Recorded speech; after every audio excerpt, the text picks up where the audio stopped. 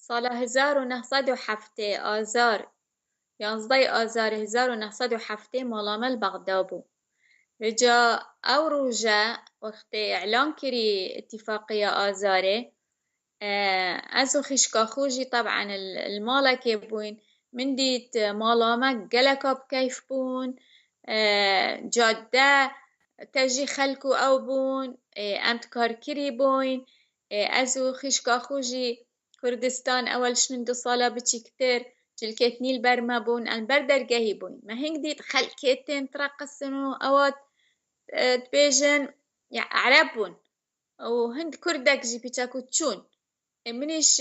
ما جي قلتكو أبتشيا ما قلتكو چه حفلة يتشيا بس ما تظاني كنت تشتكي خوشة چه بيبو كردا ناف كردو عربا ما تظاني بس ما تشكر أم جي هدي الديف وي خلقي چين از ما هنديتكو أم هري چين و چين بجا شخالي ما كرنفالة تشتكى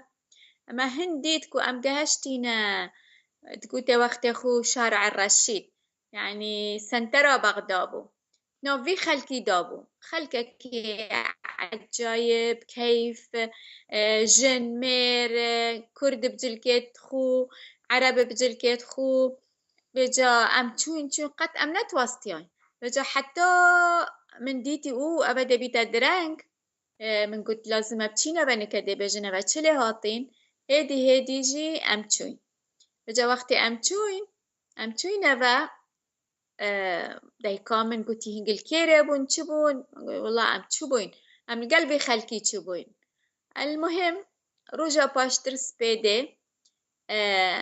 بابا من مجلك إينا أو مجلة رئيسي بالبغداد نابوي ألف بابو